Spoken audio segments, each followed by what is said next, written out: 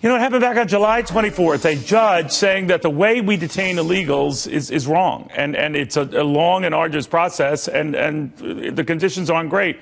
So this judge effectively said, you know what, this detention thing stops. And that has prompted just the opposite response here from illegals who are flooding the border now to get in while they can, for fear that if they bring their kids with them, they can use them essentially as human shields to stay protected in the U.S. in other facilities that are not these detention centers, and that the clock is running out to do so. So they're actually rushing the deadline. Former House Majority Leader Tom DeLay on an unexpected surge in illegals as a result, and that is expected, Tom, as you know, to escalate rather quickly. What do you see happening? What I see happening is a huge signal sent to Central America that basically says, if you ever want to come to the United States, you better come now, because there's confusion within the Department of Homeland Security. The president is violating the law by executive order. You can come here and get on welfare benefits. Even our nonprofits are reaching out, and lately people are looking and understanding what sanctuary cities are. I mean, it's all out there, and the signal is, come on to the United States.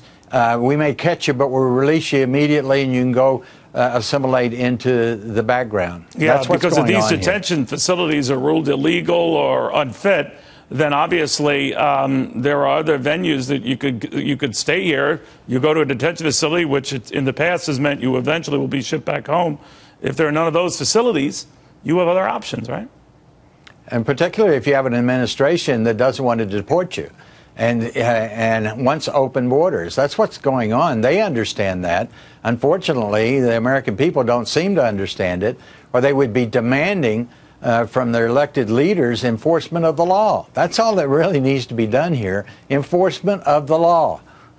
Who are the candidates? Donald Trump has made this one of his signature issues, and it explains his surviving a number of controversies in the polls, because this has been his issue, and he has been relentless on it. Is he capitalizing on this rage, or what? Oh, sure he is.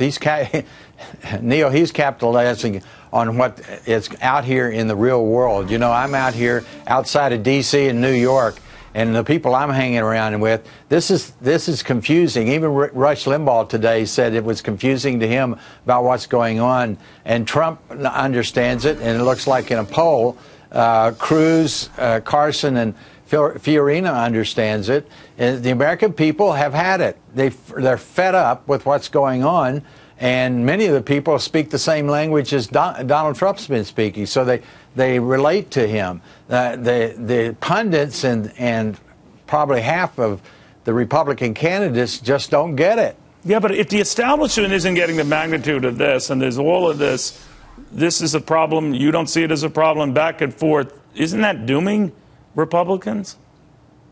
No.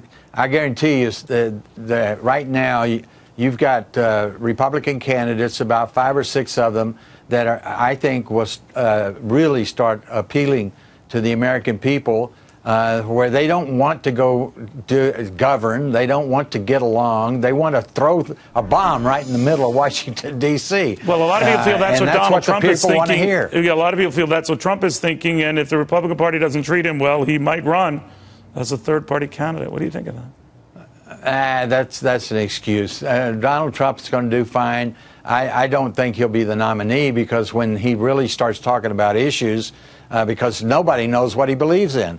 We don't know. Then once people start finding out what he truly believes in, they'll probably go to other candidates. But that's what I'm seeing right now. All right. We'll watch very, very closely. Tom DeLay, great seeing you again. Thank you.